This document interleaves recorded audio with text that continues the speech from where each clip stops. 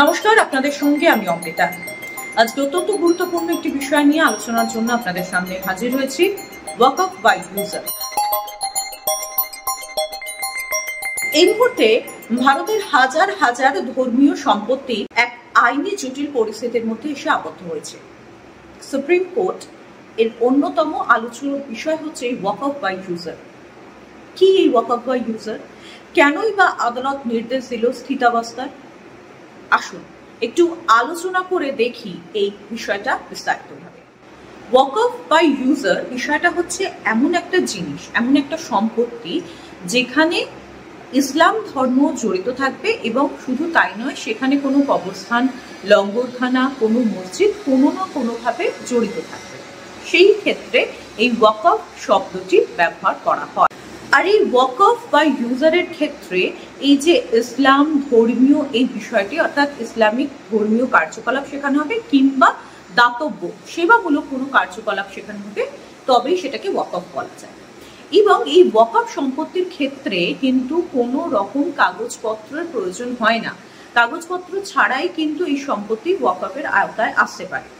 আপনাদের জানিয়ে রাখতে চাইব, 2013 সালে ইউপিএ সরকারের আমলে আদালতের বিভিন্ন রায়ের ভিত্তিতে এবং যে নির্দেশ আদালত দিয়েছিল তার পরিপ্রেক্ষিতে এমন বহু সম্পত্তি যা কোনো না কোনোভাবে সেবামূলক কাজ, মূলত ইসলামিক ধর্মীয় কাজের সঙ্গে যুক্ত, সেইগুলো এই ওয়াকফের আওতায় চলে আসে। এবং এই ওয়াকফের আওতায় আসার ফলে কিন্তু যে আইনি সুরক্ষা তারা পেতে শুরু করে, এবং তার জন্য এমন অনেক জায়গায় রয়েছে ওয়াকফের সম্পত্তির ক্ষেত্রে তাদের কাছে কোনো রকম সেই সম্পত্তির বা সেই জমির কিন্তু কোনো রকম দলিল তাদের কাছে নেই। অর্থাৎ দলিল ছাড়া, প্রমাণ ছাড়া যে এই জায়গাটা আমার বা আমার এই সম্পত্তিটা, সেই প্রমাণ ছাড়াই কিন্তু এই ওয়াকফের জন্য এই জায়গাগুলো ব্যবহার করা সম্ভব ছিল। ওয়াকফ কথার যদি অর্থর দিকে নজর দিই, তাহলে ওয়াকফ কথার অর্থ হলো এমন একটি সম্পত্তি যা ইসলামিক ধর্মীয় কাজে কিংবা দাতব্য অর্থাৎ বিভিন্ন সেবামূলক কাজে ব্যবহৃত হবে, এবং এই সম্পত্তির মালিক আল্লাহ অর্থাৎ ভগবান, ঈশ্বর, যাই বলুন না কেন। এবং তার সঙ্গে সঙ্গে এই যে সম্পত্তি, এই সম্পত্তি কিন্তু কখনোই হস্তান্তর করা যাবে না, কাউকে বিক্রি করা যাবে না, এবং তার সঙ্গে সঙ্গে এই সম্পত্তির দেখভালের জন্য একজন প্রশাসক থাকে, এবং এই প্রশাসককে মুতাওয়াল্লি হিসেবে কিন্তু নির্দেশ দেওয়া হয়। তবে এবার যে বিষয়টা হয়েছে সেটা হচ্ছে 2025 সালে যে ওয়াকফ অ্যামেন্ডমেন্ট বিল, সেই অ্যামেন্ডমেন্ট বিল থেকে ওয়াকফ বাই ইউজার এই যে অংশটা, এই যে বিলের অংশটি, পার্টটাকে মুছে ফেলা হয়, একেবারে বাদ দিয়ে দেওয়া হয়, এবং সেখান থেকেই কিন্তু একটা বিতর্কের সৃষ্টি। এবং এর পরিপ্রেক্ষিতে কিন্তু সুপ্রিম কোর্টে আর্জি জানানো হয় বা সুপ্রিম কোর্টের কাছে দ্বারস্থ হতে হয়েছিল মানুষকে। এবং ঠিক এই জায়গা থেকে সুপ্রিম কোর্ট এই ঘটনার পরিপ্রেক্ষিতে জানতে চায় যে এই যে বিভিন্ন সম্পত্তিগুলো রয়েছে, যে সম্পত্তিগুলোর কোনো দলিল নেই, কোনো কে মালিক সেই বিষয়টাই নেই, এর ভবিষ্যৎ কি, এইটা কিন্তু সুপ্রিম কোর্ট জানতে চায়। তখন সর্বোচ্চ আদালতটি কি বলেছে একটু আপনাদের জানিয়ে রাখতে চাইব। কিছু অপব্যবহার হয়েছে ঠিকই, অর্থাৎ এই যে প্রতিষ্ঠানগুলো, এই যে জায়গাগুলোকে যে সদর্থক ভূমিকায় ব্যবহার করা হবে সেইগুলো না করে অন্য রকম কাজে ব্যবহার করা হয়েছে, এই বিষয়টা কিন্তু মেনে নেওয়া হয়েছে। এবং তার সঙ্গে সঙ্গে বলা হয়েছে কিন্তু এমন অনেক জায়গা রয়েছে যেখানে ধর্মীয় কার্যকলাপ এবং সেবামূলক কাজে ব্যবহার করা হচ্ছে, তাহলে সেক্ষেত্রে কি হবে? এই ঘটনার পরিপ্রেক্ষিতে প্রধান বিচারপতি সঞ্জীব খান্না বলেন যে যতদিন না পর্যন্ত এর পরবর্তী কোনো নির্দেশ আসছে, এমনকি ওয়াকফ বা ইউজারের ক্ষেত্রেও স্ট্যাটাস কিউ বজায় থাকবে, অর্থাৎ কোনো রকম পরিবর্তন আনা যাবে না।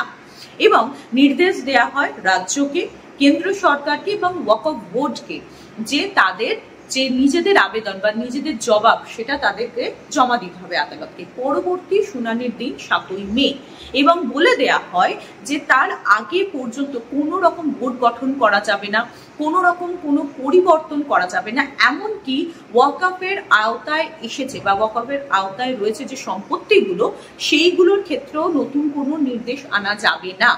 খুব পরিষ্কার একটা বিষয়, এই যে ওয়াকফ বাই ইউজার বা ওয়াকফ বিল, ওয়াকফ অ্যামেন্ডমেন্ট বিল যাই বলি না কেন, এইগুলো প্রত্যেকটার ক্ষেত্রে কিন্তু শুধুমাত্র আইনি জটিলতা বা হাজার হাজার ধর্মীয় যে সম্পত্তি সে বিষয়টা নয়, কিন্তু এর সঙ্গে মানুষের সাংস্কৃতিক যে রুচি বা সংস্কৃতি জড়িয়ে রয়েছে, ধর্মীয় বিষয় জড়িয়ে রয়েছে।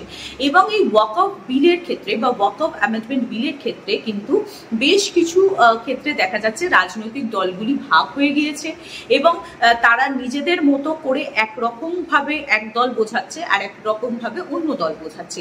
মূলত বিষয় হচ্ছে একটা ওয়ার্ড ওয়াকফ বা ইউজার, এইটাকে একটা সময় পর্যন্ত এটা ওয়াকফ অ্যামেন্ডমেন্ট বিলের আওতায় ছিল, এখন নেই। এই বিষয়টা নিয়ে এই বিতর্ক বা এই বিষয়টা নিয়ে কেন্দ্র, রাজ্য, ওয়াকফ বোর্ড কি জবাব দেয় সেদিকে সবাই তাকিয়ে রয়েছে। কিন্তু এই সবকিছুর মধ্যে একটা বিষয় অত্যন্ত গুরুত্বপূর্ণ, এটা তো অবশ্যই স্বীকার করতে হয় যে এমন অনেক জায়গা রয়েছে যেটা সঠিকভাবে ধর্মীয় ক্ষেত্রে ব্যবহার হয়েছে, শিক্ষামূলক ক্ষেত্রে ব্যবহার হয়েছে, এমনকি সেবামূলক কাজেও ব্যবহার হয়েছে। তাহলে তাদের ভবিষ্যৎটা কি হবে? অ্যাট দ্য সেম টাইম যে জায়গাগুলো প্রত্যেকটা ক্ষেত্রে কিন্তু সঠিক পথে বা পজিটিভ দিকে যে এই সম্পত্তিগুলোর ব্যবহার হয়েছে তেমনটা নয়, তাহলে সেইগুলোর ক্ষেত্রে কি করা হবে? এখন দেখার বিষয় হবে এই যে প্রধান বিচারপতি জবাব চেয়েছেন কেন্দ্রের কাছে, রাজ্যের কাছে এবং ওয়াকফ বোর্ডের কাছে, তারা ঠিক কি বিষয়টা সামনে নিয়ে আসে। এবং মনে করা হচ্ছে যে এই জবাব, অর্থাৎ তিনজনের কাছ থেকে যে জবাবটা চাওয়া হয়েছে তার উপরে অনেকটা বিষয় নির্ভর করছে। কিন্তু তার আগেই গোটা দেশে যেভাবে এর বিরুদ্ধে আন্দোলন দেখা যাচ্ছে, এর বিরুদ্ধে নানান জায়গায় প্রচার দেখা যাচ্ছে, সেই বিষয়টা নিয়েও কিন্তু নানান বিতর্কের সৃষ্টি হয়েছে। 2025-এ এই ওয়াকফ অ্যামেন্ডমেন্ট বিল থেকে যেভাবে ওয়াকফ বা ইউজারটাকে সরিয়ে ফেলার বিষয়টা উঠে এলো, সেখান থেকেই বিতর্কের সৃষ্টি। এবং এই বিতর্ক শুধুমাত্র আইনি নয়, এর সঙ্গে মানুষের ইমোশন, মানুষের সংস্কৃতি, মানুষের ধর্মীয় যে ভালো লাগা বা ধর্মীয় পরিচয় বা ধর্মীয় যে মানুষের যে ধর্মের যে বিষয়টা রয়েছে সেইগুলো কিন্তু নানানভাবে জড়িত। অর্থাৎ একটা ভীষণ সেন্সিটিভ বিষয় এবং প্রধান বিচারপতি এবং সুপ্রিম কোর্টও এই বিষয়টার দিকে যথেষ্ট নজর দিয়েছেন এবং তারা অত্যন্ত সন্তর্পণে কিন্তু পা রাখছেন যাতে কোনো রকম এই বিষয়টাকে নিয়ে অপ্রীতিকর ঘটনা না ঘটে। কিন্তু তার মধ্যে বারংবার নানান জায়গা থেকে নানান ঘটনা ঘটছে এবং প্রশাসন কড়া হাতে তার শাসন করছে। তবে একটা বিষয় অত্যন্ত পরিষ্কার যে কিছু মানুষ কিছু শ্রেণীর মানুষকে ভুল বোঝানোর একটা চেষ্টা তারা চালিয়ে যাচ্ছে।